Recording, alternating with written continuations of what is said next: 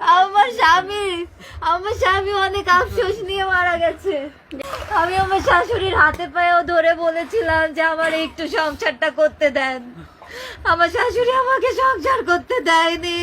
আমার আক্ষেপ থেকে যাবে, আমার বয়স 20, আমার সারা জীবনের আফসোস থেকে যাবে আমার হাজবেন্ডকে নিয়ে, যাকে আমি জীবনে প্রথমবার ভালোবেসেছিলাম। আমার স্বামীকে, তাকে নিয়ে আমার সংসার করা হলো না। আমি কিভাবে বাঁচবো? ও নিঃশ্বাস নিতে পারতেছে না। ওর গা কত যে শক্ত ছিল, ঠান্ডা ঠান্ডা, ওর হাত পা শক্ত। ও যে কত সুন্দর ছিল, ও যে কত সুন্দর ছিল। আমার হাজবেন্ডের মতো সুন্দর ছেলে আমি দেখি নাই আমার লাইফে দেখি নাই। ও আর আসবে না। ও আমাকে এসে জড়িয়ে ধরবে না। ও যাওয়ার আগে আমাকে একবার বলেও গেল না। যাওয়ার আগে আমার একবার হাগও করলো না, জড়িয়েও ধরলো না। ও নিজের মতো চলে গেল। কত অভিমান, কত কষ্ট নিয়ে যে ও চলে গেল, কত অভিমান নিয়ে চলে গেল। আমাকে নিয়ে যেতে পারতো, ও তো আমাকে ভালোবাসতো। ও তো জানতো আমি ওকে ছাড়া বাঁচবো না।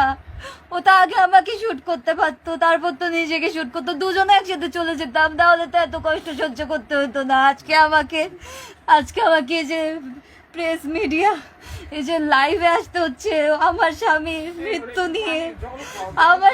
মৃত্যু নিয়ে আমাকে কথা বলতে হচ্ছে। আমার স্বামী আমাকে কি করে দিয়ে চলে গেল।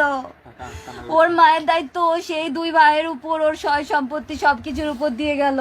আর আমার দায়িত্ব দিয়ে গেল ওই কয়েকটা স্বর্ণের উপরে। আমার হাজবেন্ড সৎ মানুষ ছিল, ওর স্বর্ণ বেশি নাই। আমাদের বাসা তো সিলগালা করা আছে, টিম ঢুকুক বাসায়, টিম ঢুকে যত স্বর্ণ আছে বের করে আনুক, দেখুক তারা কয়টা স্বর্ণ আছে। ওইটুকু স্বর্ণের উপর আমার জীবনের দায়িত্ব দিয়ে গেল, যে কিনা আমার সারা জীবনের দায়িত্ব নিয়েছিল। আমাকে একটু থাকতে দিল না আমার শাশুড়ি। আমার স্বামী অনেক আফসোস নিয়ে মারা গেছে। ওর মায়ের প্রতি ওর একরাশ অভিমান ছিল যে মা কেন বুঝে না যে তার ছেলে কিসে সুখী থাকবে।